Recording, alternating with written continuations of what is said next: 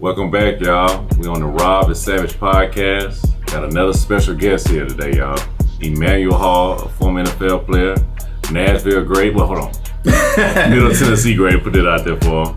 Oh, man. I appreciate you coming on, bro. Yes, sir, man. I appreciate you having me. And it's been a trip, man, but I'm back in Nashville, and, it's been good, and it's good to see you again, man. It's been a while. We got to get to Raleigh. Yeah, Raleigh. We definitely need to get back out there, man. I can't lose this physique. I think Robert told me a couple years ago, he's like, dude, if there's one thing in business, he's like, don't get fat after being in the NFL. Don't get fat. So Stay in shape. I've held on to that, and I'm still doing it. So what's up, man? Yeah. What's up, man? Bro, okay, man. Look, let's tell our audience, man, about yourself, man. Who is Emanuel Hall? Yeah, so I'm originally from Franklin, Tennessee. Born and raised, lived in Memphis a little bit prior to that. Dad, I'm getting a job in in Franklin, and lived there. Went through high school, went to Centennial High School. Later went to University of Missouri. Played in the NFL for 2 years. I usually give myself like another couple months just to make it a little bit better, but we'll say 2 years. I got you. And and then had some injuries, and now I'm in real estate investment. I work in private equity, and that's been a trip and a whole different, stage of life for sure. Obviously it opened my eyes up to a lot of different things, but besides that, man, I've just been reinvesting back into the community that I'm from, and it's been fun, man. It's fun not to get your body beat up as much anymore to make money. Oh man. Look, you made the most of it. Yeah. It's a good transition that you did from going to the league, and I know you wrestled with a little bit of maybe dipping into the XFL and USFL type thing, but you're in your lane now. So. Yeah, man. I tried the USFL, immediately separated my shoulder, and then got cut. It was funny because it was actually when I got cut, I was like, all right, like you guys aren't gonna tell me what you're about to tell me. I know what's about to happen. I was like, I'm just gonna go back and build my real estate business, and that's actually a lot to do with where I'm even at to this day. Because actually, what's funny is it's coming full circle, and I'm actually meeting up with some of the higher officials of the USFL now that talk about more on the real estate side of things. And so it's crazy how life kind of works full circle. Right.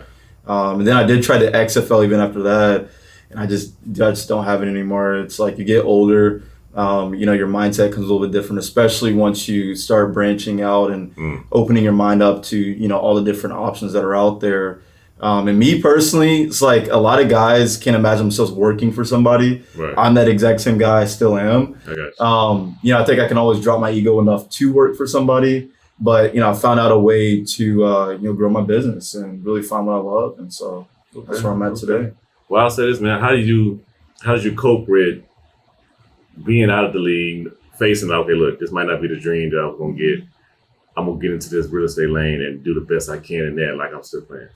Yeah, it's really interesting because I think there's a few things that kind of influenced me. I think family was a big influence, and why I chased football so long.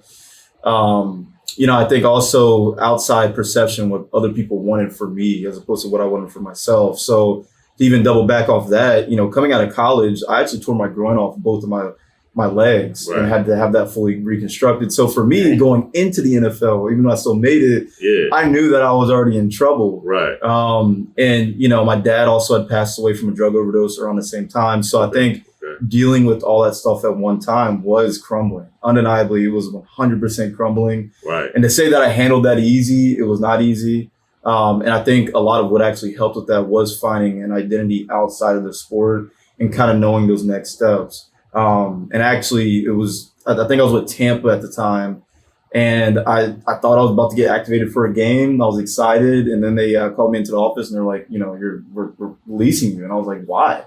And they were like, it's just a turnover of the sport. And I was like, well, this doesn't make any sense, because I was just having good conversations, with coaches. And it's just the typical story you hear with a lot of guys that play professional. You can only play pretty much as long as your body goes. Right. And I think struggling with the expectation of what people thought I should be and how I should be performing, whether it was agents, family. Even to this day, man, if I told my mom, was like, hey, I'm going to go back to football, she would 100% support that. Right. But when I talk about starting my own business, it's not that she doesn't support that or that people don't support it. It's just some people can't connect with that because they don't understand it. Right. Well, I say they never seen that side of you. Yeah. Like with your mom, she always seen you as the athlete and excelling at the top of that heap with that. Right. So it's easy for her to cope with, okay, he's trying to play football again. I know he's great on that. Right. But she never seen the business side of you like that growing up. Yeah, it's and it's something that I didn't really see either. My dad was actually a really good salesperson. I think when he died, for whatever reason, I felt a strong connection with sales. Okay. So I knew that's the route I wanted to go, but I didn't know exactly what I wanted to do.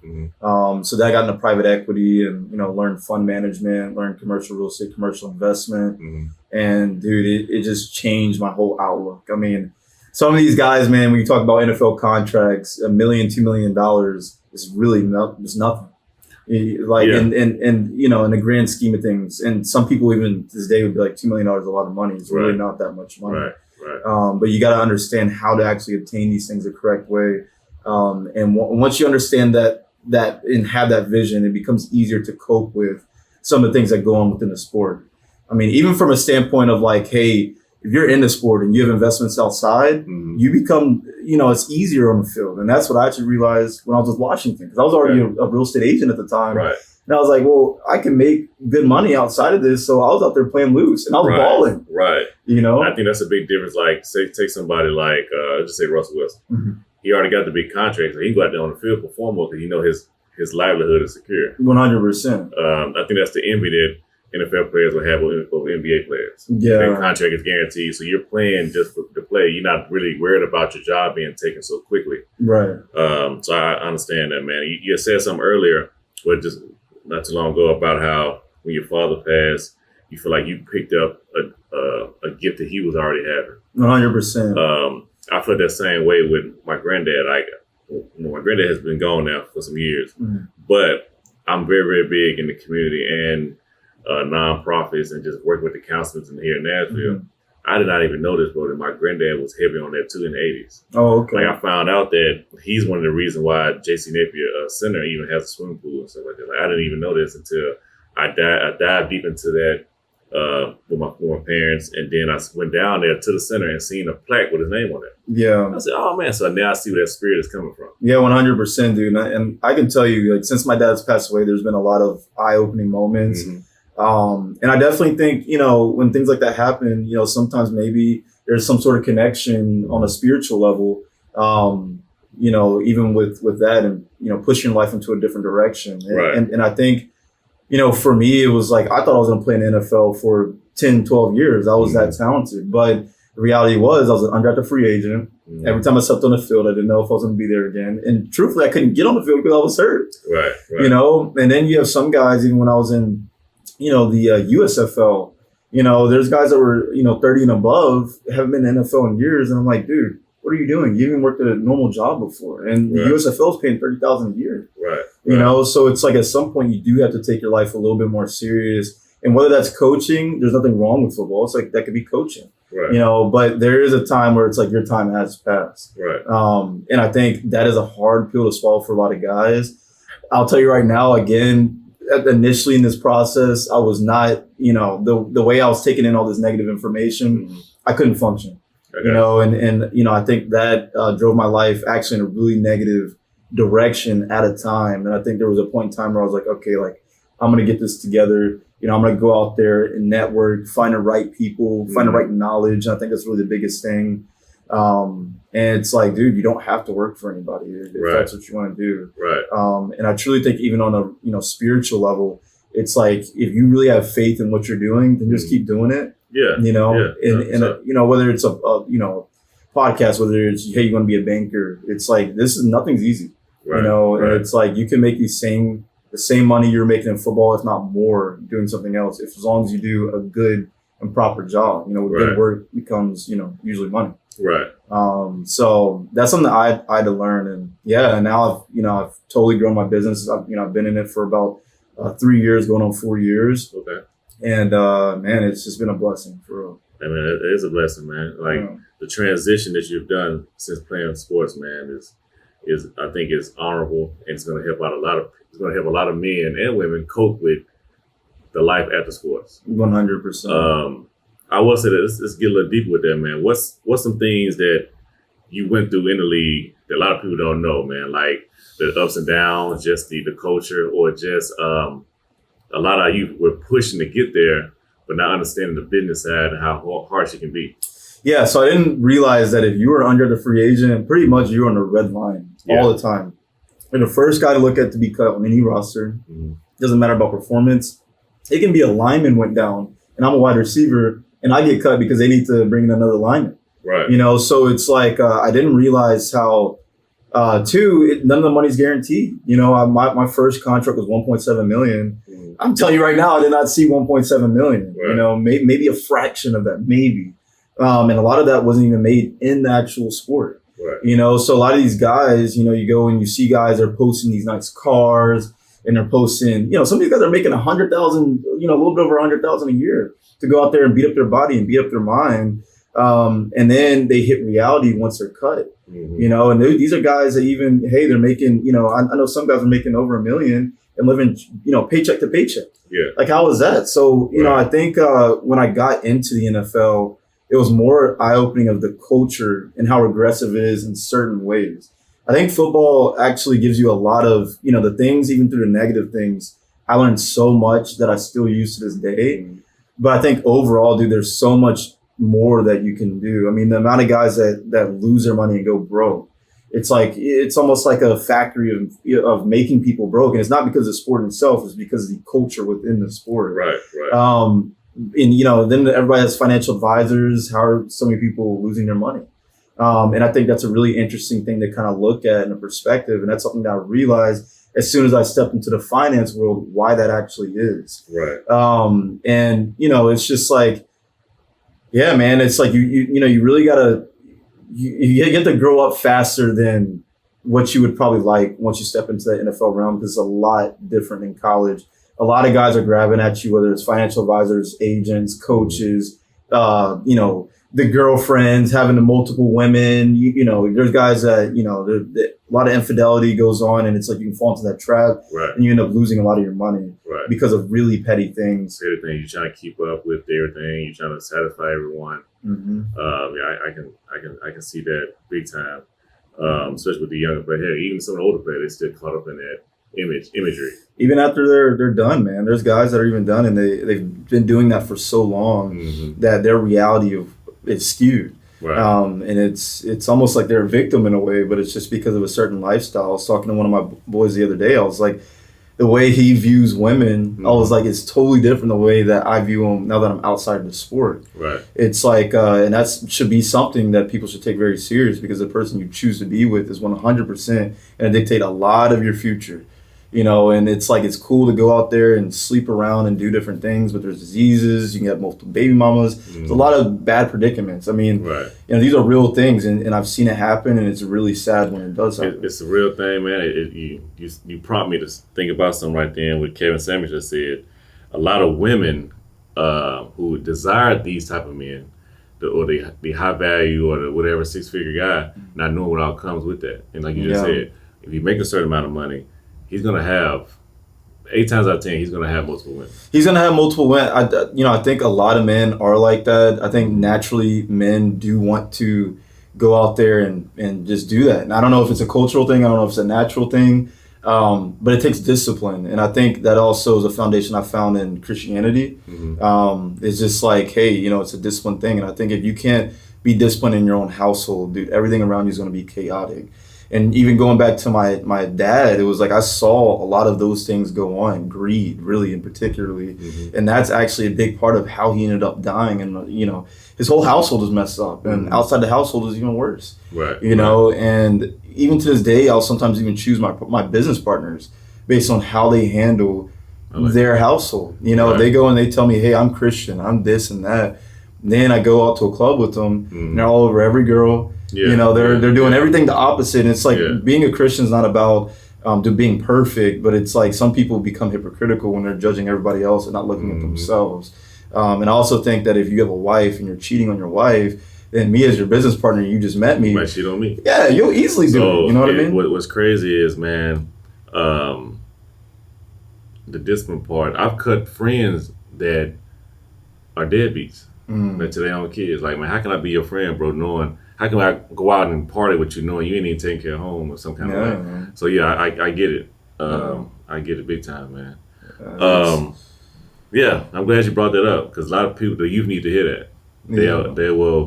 They see the glorification of what we see on TV and social media with all the cars and all that, not knowing that it's a facade. It's a fake reality, man. And I can tell you, it's like you'll see guys, they'll go to Miami in a rental and they'll post it on their social media. Right. And I know what they're making because we're all making the same thing. Right, so it's like, how do you have this and I don't have this? They're trying to keep up with, well, like me and you both know, like not everybody can be Kamari. Yeah, not everybody. You know what I mean? And Kamari, he's made some real money though. Some real money, you know what I'm saying? But a lot of the youth think that all players got his type of bag. Yeah, 100%. It's like not everybody's the Odells, the Peyton Mannings. Right. Even when you're up there too, it can be taken away so quick. And there are guys that are up there that still live paycheck to paycheck. Right. How is that possible? You know? How is that possible? And that's just straight up ignorance. I mean, dude, if you're making over $1 million a year, you should be good for life. I mean, really, if you even make a couple 100,000 within the NFL, you're 25, or really 24, 25. I left at 25 years old. Dude, that should give you a foundation to grow. A great boost. Yeah. To get you to where you need to get to. Very few people can even say they have 100,000 in their account liquid. You know what I mean? Like very few. And it's so funny because, you know, you go talk to most people that everybody claims they make, I make 100K. I make 200K. It's like, okay. Like the average household in the US, I think makes somewhere between 50 to 60,000, maybe. Yeah, really. You know, and it's like, there are guys that are doing well for themselves, but it's like, you know, I think for me even, that was a huge transition from, because I was a part of that culture at one point. I was a part of the guy that was in the NFL, you know, going and putting out something that wasn't really the case. And now I honestly feel a lot happier. I really do make, you know, good money. I do well for myself. And it's been just cool just to see everything culturally from outside perspective, as opposed to being directly, you know, in that culture and that lifestyle. Nah, that's real, man. Hey, look, he's giving the real spiel. This ain't sugar coated. You know what I mean? Listen up. Y'all listen up. Take heed to what y'all hearing, man. I'm gonna swing it a little bit, man. Let me ask you this, man. The time you was in the league. Well, before we get to that, tell me about Missouri. How was that experience, man? Man, that was crazy. Mizzou, that was something, dude. Like to this day, and it's like it's just unfortunate that I feel some sort of bitterness towards that whole experience. Okay. I think I met some really great people while I was there. You know, I remember, you know, like I told you, I tore my groin off the bone going into my senior year and played through it. But dude, when I got hurt, I really saw the real side of the business, even on the college level. And a lot of that actually affected a lot of my NFL because the way that I was being talked about, being told that I was faking injuries, even though these injuries were real. My groin had to be reattached to both my legs. You know, and it's just like, it's a meat factory in a lot of ways. And it's kind of just next man up. I think in college, you can be put on a pedestal, but once you get to the NFL level, these colleges really show you how they really think about you. I got you. And I'm telling you right now, even if you're a guy that first, second round draft pick, you're just another guy that really came through the door, is really what it is. And it's like, it's a really harsh reality. Even if you were that top guy, people do forget. I mean, they might think about your NFL career more than your college career, but people, you know, there's always another guy that they're excited about. And at the end of the day, these colleges are really, really creative in a way that they go about, you know, protecting their brand, making sure that they always get what they want. If they don't get what they want, then they will dog you. At least that's what I got. I believe it. At Mizzou. And this is probably the most blunt I've ever been around it, at least publicly. But yeah, man, I mean, I was made out to be the worst guy ever. Character-wise, you know, they said that I was faking injuries, even though medically you could go see. I was actually lied to about my injury initially.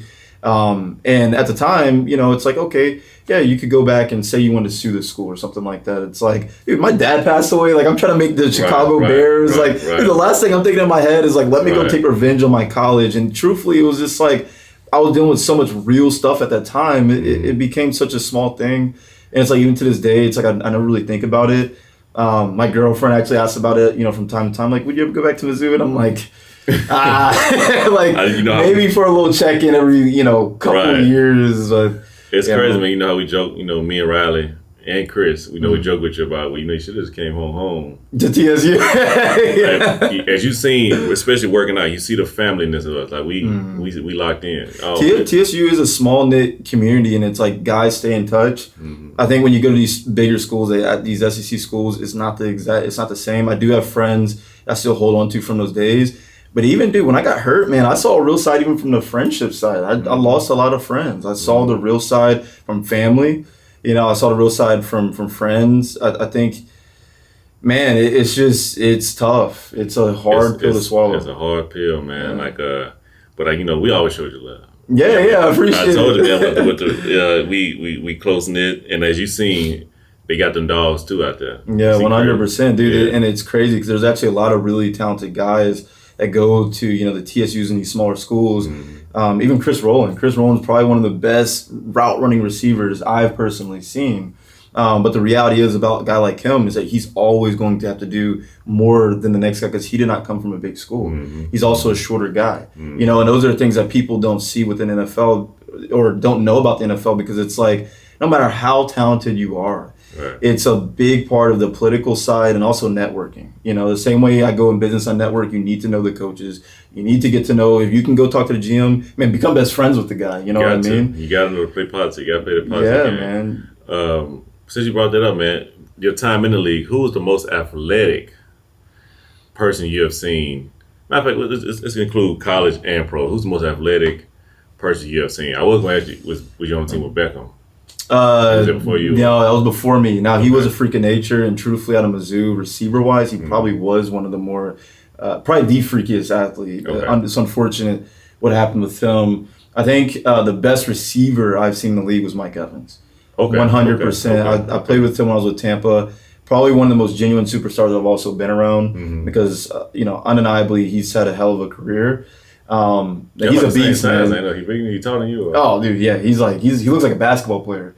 Wow. Yeah, so he's pretty tall. He's probably like 6'5", 6'6". Okay.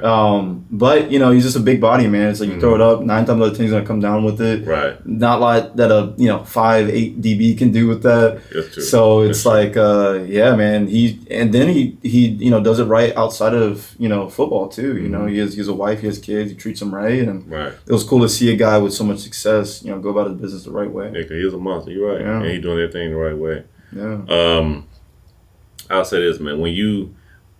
What is the difference between Chicago and Tampa in your eyes? Man, at the time, Tampa was not that good. So Chicago also was not that good. But I can say city-wise, Chicago is probably my favorite place I've ever lived. Okay. There's nothing better than Chicago. I'm telling you guys right now, Chicago is the best city in the country when it's warm. Okay. But when it's cold, that's a different story. Right. And actually right now I'm thinking about getting a condo that, I won't live there, but during the warm times, I'll go up there and maybe hang out, have some fun now that I have some freedom.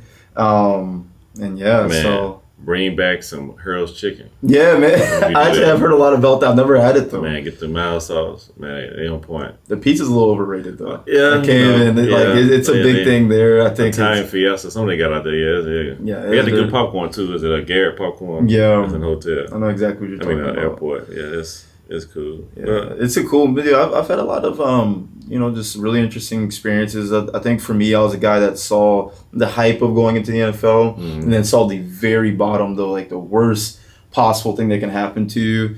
And yeah, man, with my own personal life, it was like, I'm not going to be a bum or a loser. Like, I'm going to go figure this out. I just went in a totally different direction, man. And now it's like I kind of use a lot of that experience I had just acknowledge for things that I can help guys with, and now I do a lot of business with guys that I played with, kind of show them, more the real estate side and helping them understand financial literacy, banking, how the banking system even works, how to talk to these guys. Like if you're talking to a hedge fund manager, how do you carry that conversation? I think for me, that's when I found most financial freedom and an identity, 100%. Okay. So. That's giving y'all some more real spill. Yeah. Well, look, man, I appreciate you coming on, man. Yeah, man. I think that this interview is going to inspire a lot of youth about their choices when they get to that level, or if they ever get to that level. Let them be more positive about, okay, what's my future looking like? Yeah. What should I do? Let's say this, man. How can people find you, man? What's your social media tags and all that? It's just Emanuel Hall on Instagram, blue checked. The real blue check, not the paid for blue check. And yeah, you can check out all that stuff. It has a lot of my real estate information. So if you ever want to get into real estate or want to get into investing, hit me up and, I'll help you out. So, yeah. Y'all got it, man. Hey, make sure y'all check in, tap into the stuff. It's a great young man, man. Proud of him. Appreciate it, man. Yeah, appreciate you having me, man. And Of course. yeah, we'll definitely connect and on to next time. So stay tuned.